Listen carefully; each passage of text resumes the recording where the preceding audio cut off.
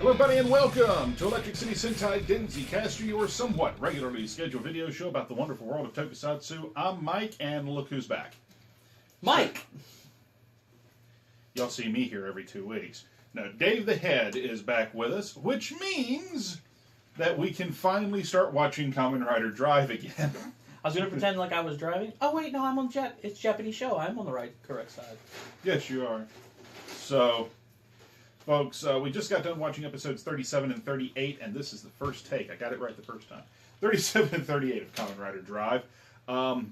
We are basically in the midst of the Roid Mage trying to collect the chosen number, which we now know is 4. I was going to do that, but I messed it up. They're in the midst of trying to collect the chosen number. We know that that Brain has already achieved his ultimate evolution, but is currently a disembodied number. Which is actually kind of creepy. It really kind of is. It went from being kind of funny, like the Pac-Man ghost, to being like a weird little thing that's like, give me my body! And I'm like, ugh, put him in a jar. See, I don't know what's creepier to me, though. The fact that Brain is a disembodied number, or the way Medic treats him. I thought you were just going to say, or my problems with personal space. Well. I think, for once, as much as I really don't care for the character, I think she's in the right. I think she should shove him in a jar. A couple of hours into that, maybe days, maybe weeks. Maybe he'll get a little bit, nicer. Oh, maybe. F that guy in his cereal bowl head. Yes. Well, there is Brain, who remains the disembodied, like I said, the disembodied number 3. We also, this pair of episodes really is Heart's focus, because he's going to wind up, this is where he gets his ultimate evolution, and he finally realizes that Medic has been sacrificing other Roid Mudes for her own goals, rather than protecting them and trying to nurture their greater cause. The good thing about being me and having a poor memory, and the fact that these were so spaced out from the last time we watched it, I was just as surprised as he was. I totally forgot. But then again, there are flashbacks to help us remember. That's something that is done quite often in this type of show these days, is they'll do flashbacks just as much to remind the kids what happened last week as anything else. But when you're like us and we haven't actually watched this show in months... or you have the memory of a 7-year-old. Then it does help us pick back up where we left off. We get to see more of the seamless switching back and forth between... in Type Trideron, the ultimate form of Drive, we see more of the seamless switching back and forth between Krim, the belt, controlling the body, and then Shinosuke controlling the body. You picked up on something now several months removed from the last time we actually sat down and watched. For you guys out there, it hasn't been quite that long, but for us, it's been several months since our last taping where we talked about Drive. You found something about the suit that you didn't like this time that you didn't notice the first time. Right. He's got like these little... They're like running lights. If you say so. They look like they're supposed to be eyeballs that are just way too... I thought they were kind of like the pupils of the helmet that were just way too close and crossed. Yeah. I like the helmet. If we could just break those little things off. I saw that a little more after you mentioned it. By the way, folks, you may be seeing the official Denzi cat, Morgan, or at least the tail. Well, no, she was back here, and we could see her head a second ago. Don't you have the guy? Not in his Type Trideron form. Oh, fair enough. No. Nor will I. So his normal helmet isn't like that. No, this is the... I'll bring him up here. This is the figure art for Kamen Rider Drive in his normal Type Okay, C so yeah, form. that's why I remember this. Yeah, but the Trideron armor is so close to this that... It is big and red. We'll hold this up here for just a second. On the helmet for Type Trideron, right approximately here and here, where at the corners of the eyes, there's what look like basically running lights or signal lights for a car. It almost looks like the little things that a jeweler would pull down over their spectacles to get a closer look, like magnifying... A little bit. Spectacles. A little bit. Dings. The basic plot of these 2 episodes, Medic has been trying to get this golden sauce from this French restaurant. Super French cooking food stuff. Yeah. She's been Reminds trying. me of that terrible anime. Do you remember the name of this terrible? Oh, anime? I wish I did. I just call it food porn. And it's not bad. It's funny and it's good. It's just like they eat the bite of food, and it's so great that they're in ecstasy. Oh. And we basically get a little bit of a parody of that in these two episodes. Or at least in my opinion, it was. But... Well, the this strange golden sauce that they make is apparently being distilled to be used to help trigger ultimate evolutions in roid mutants. Since it comes from the emotions, the human-like emotions, so the joy of eating was one of the...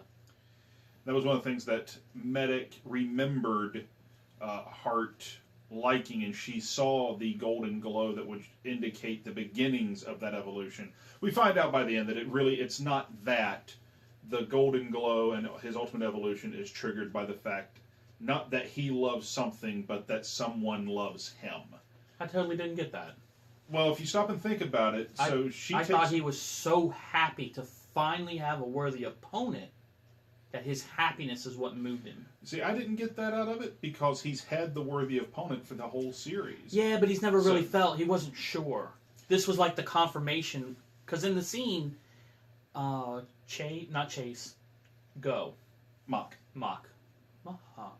has the chance to like... Hello, Richie. Yeah, right.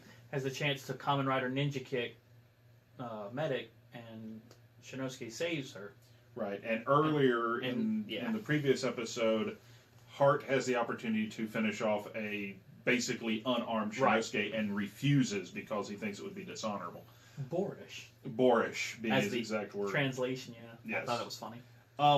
Well, I think that could be part of it, but if you trigger it back to the flashback, the flashback you begin to see that glow, which probably comes from Medic taking him to, having that relationship enjoying with her. the atmosphere, enjoying the food, and enjoying the company. And she confesses that all of these things she's done has been for him as she's there about to get Ryder kicked in the face. Right. And here is Hart, who comes up and basically embraces her after she says, "Look, I've done you wrong.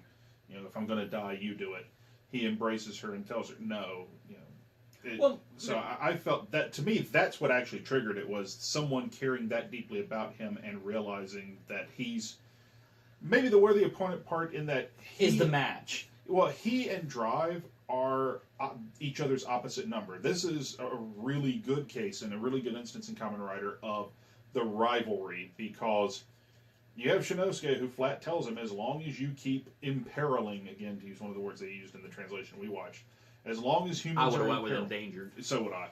As long as there are humans in danger and you're the cause of it, I will fight you. And here is Hart, who basically has the exact same opinion in the opposite direction. As long as there are roid mutants in danger, I will fight. Right. So, because he kind of clarifies what he thinks they should be doing. The roid mutants want to rule the humans because he recognizes that they need the humans to evolve. Right. And I don't know if that's something we figured out a long time ago, but... Well, and he also makes mention there's only a fixed number of roid mutants. They cannot, in and of themselves, create more. And he makes that remark when he's talking with Medic. Says, "Look, quit killing our own because there's only so many of us." Yeah. So, there is that as well, and maybe there's some underlying, we would need humanity to create more of us if there are going to be more of us. Unlike Medic, who is basically, up to this point, destroy humanity. Right. No, rule humanity. Would you argue at this point that Hart is beginning to cross the line from being the villain of this series to being an anti-hero?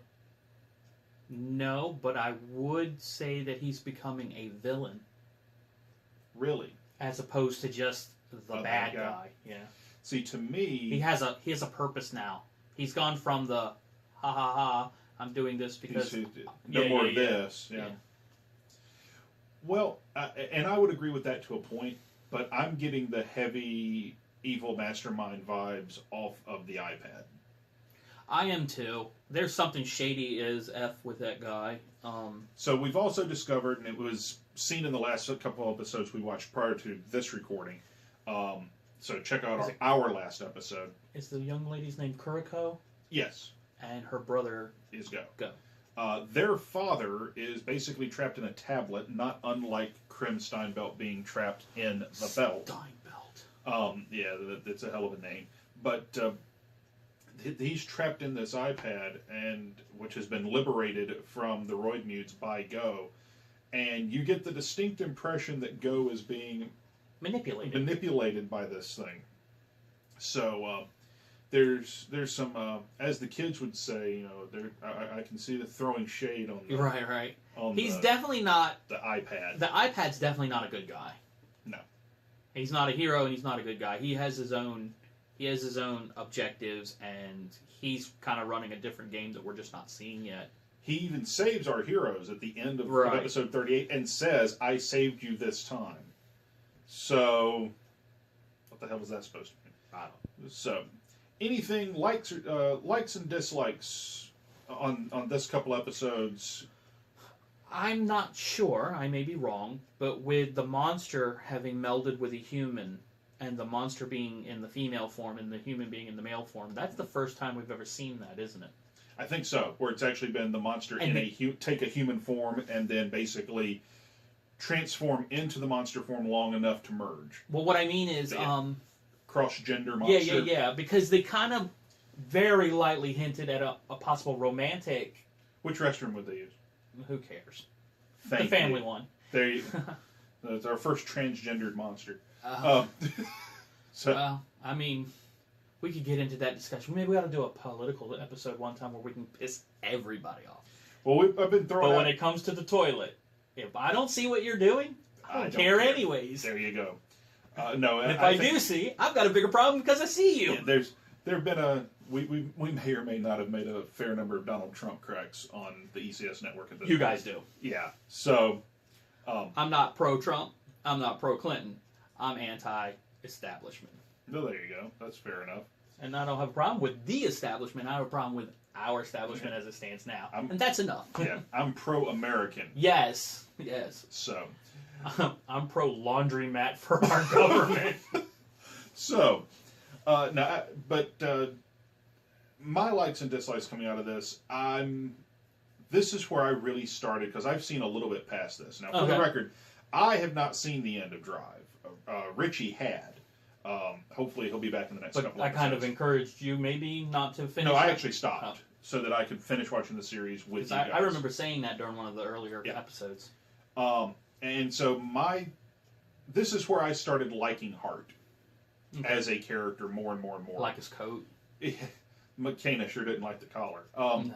So, for those of you out there who may or may not have watched at this point, jump over and watch one of the Kana and Mike movie night episodes of Denzicaster. Of which so far is one. Well, at the time of the recording. At the time we're recording this, there's only one up. That's Pacific Rim, but V for Vendetta will be up by the time you guys see this. I'm actually looking forward to that one because I enjoy V for Vendetta. It was a good movie. I did not hate it. But this, she hated the coat. He has the pimp collar. Well, he's got like the fur this collar, so fake leather, kind of vinyl-looking trench coat that's red with buttons and stuff. But yeah, it has like I've never heard it called fleather before. Or pleather. I've heard pleather. Plastic leather. Yeah, I've never heard fleather. But it's kind of got like a fake boa. No, you're that's sewn onto the collar, so it's it's like this fur collar. And it just, it's like this step between fur and feathers. Just doesn't quite work. But I wished, and I know this is a kid's show for like 7 to 9, 12, maybe 12-year-olds. This is like your middle school range. I think the concept of the human and the monster being part of a drama would have been pretty cool. I mean, they're gone now, so right. Because in this show, nobody ever lasts for more than one story arc. The chick got blowed up and the dude got arrested. For collaborating. Yes, so... Well, Take that, Vichy government. Yeah. So I'm looking forward to where we go from here. I'm looking forward to the evolution of Hart. If there's anything I didn't like out of this... Oh, we got the Colombian drug dealer dude. Yeah, we do have the Colombian drug dealer, and we have... That's why you need to wear the white fedora. And we have we have the Japanese cowboy. Yes, I remember that. Could be a biker, not sure. But we did have the two of them show up. And okay, I'm going to ask a spoiler question for a second. Maybe you know, maybe you don't. Okay. Does Dr. Harley Race ever show back up? Well, Harley Race was... Or whatever the... Harley Race, the 8-time former NWA heavyweight champion of the world. But best in sports. I got his autograph right up there on the wall. No. Handsome Harley, I don't think shows back up at any point in the series. He shows up for that one scene. Yeah, I think he showed up for like the one scene, the one episode, and that was it. Rode his motorcycle across the Pacific Ocean. Yeah. But could be worse. He could have swam from South Brazil. America. Yeah. We've been watching Kamen Rider Amazons, which is... I watched 1 and 2, and he swam through the Panama Canal. So No. It wasn't that. Amazons is a new, like, 2016 reimagining. It's plural. Has an Did S he swim through it. the Panama Canal? No. Screw him and his... But Coop liked it. There's no... Super... Yes, no. he did. He actually... Coop liked the new one. Listen, Uncle Ben stays dead. Bucky should be dead. Coop hates Amazon. Up is up. Gravity works. These are things that... No, we're in... My world is built upon. No, we're in Cats and Dogs living together. Mass hysteria. Yes, yeah. That's where we're at. Kana, come tell them about the Twinkie. So, folks... Folks, I think that'll do it for this episode of Denzicaster. We'll be back next time you see the two of us. We'll be watching episodes 39 and 40. We're on the home stretch, folks. So, for Dave the Head, I'm Mike. We'll see you next time on Denzicaster. Let's go binge it.